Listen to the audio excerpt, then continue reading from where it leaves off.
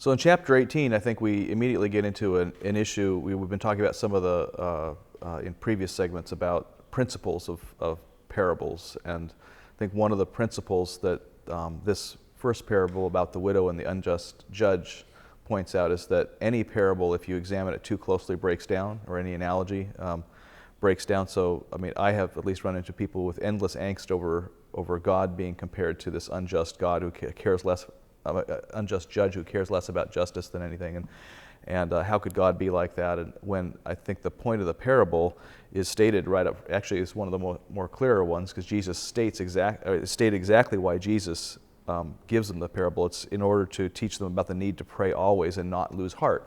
There's the point of the parable. And so, given that that's the point, we've already given the end answer to the parable. I mean, then how does the parable function? To me, what Jesus is saying here is that if even a judge who cares nothing for justice would eventually relent, if for no other reason than to get this woman off her back, then how much more will God be active if you are persistent and you don't lose heart, because God is obviously not unjust like this judge. So one day a person asked me, well, why doesn't God just answer the prayer and get it over with, and then we wouldn't have to have all this persistence? Make life a lot easier. Actually, to me, it would make life a lot harder, because I'm so glad that God doesn't answer a whole lot of my prayers right away, because I end up changing my mind about them. Too swiftly, right. I also think it's important to realize that sometimes it takes the Spirit even a long time to get things coordinated and organized. And so if we're faithful for a second and move off onto some new tangent, then by the time the Spirit gets it organized, we're not available. And so you've got to be persistent so the Spirit can set it up, and then you're still there to carry it through. Yeah. Sometimes I have to remind myself that very point that God has to work in this world with us. And because he won't straight arm or coerce. Exactly. Yeah. And so sometimes even the Spirit has to wait for the right timing, the right things to happen before a doorway can even be opened. And so sometimes we may even sense movement, like we are being called into something, but that something hasn't even opened yet, because the time has not come yet, and we get frustrated and think, well, God's not listening, and curse God, and yet it's the mere fact that God has to work in time and space, the Spirit does in those nudges, and it gets frustrating. So here's a woman who prays right, of course. Then we got two men who pray, and one of them's praying dead wrong. Tell us more. Well, I just feel really sad for him, because he reminds me, of course, sometimes of myself. But he's in prayer, so he's coming into the presence of God. He has no needs. He has no need even for guidance, for wisdom, for anything. He's just proud of everything about himself. So he has come to God and can't possibly come away with any blessing, with any new thought, with any guidance, with any correction. That's very sad.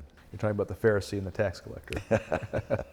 I like the Message translation there, to Jesus' conclusion in verse 14. The Message reads, "If you walk around with your nose in the air, you're going to end up flat on your face. But if you're content to simply be yourself, you will become more than yourself."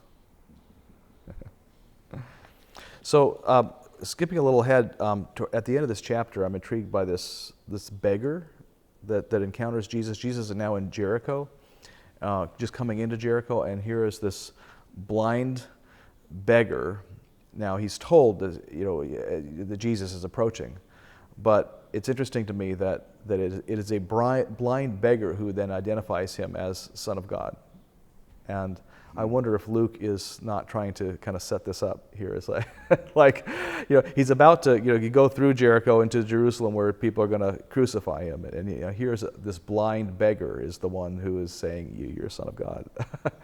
Different kinds of blindness. Exactly. And but I also think it's intriguing that Jesus makes him state clearly and forthrightly yes. what he wants. Yes. What do you want me to do for you, he asks. Yes. So that's, I think, also we're still on great hints to prayer. Yes. I mean, make a clear request and make the request clear, so that whatever God does, at least you don't pretend anymore. I mean, you don't pretend he answered a prayer if he didn't, and you don't pretend he didn't if he did. Yeah. Okay. Well, I wanted to comment about that rich ruler, that simply because So many people make that a universal statement or a universal teaching when it's a teaching to a specific situation. But again, I'm just, rocked by the realization that here's a guy who was offered a place among the 12. I mean, we would have had 13 disciples. Come follow me. I mean, he's being invited. Right, And he turns it down. And he seems to be turning away people who come to him earlier like in chapter 9 and so forth, and making it extra hard. And here's this guy being offered the slot. That he opened the door. Yeah. And he was close. Yeah. What a miss. Yeah. Wonder how close any of us get and we turn away due to our grasping excessively something in our life. Well, on to chapter 19.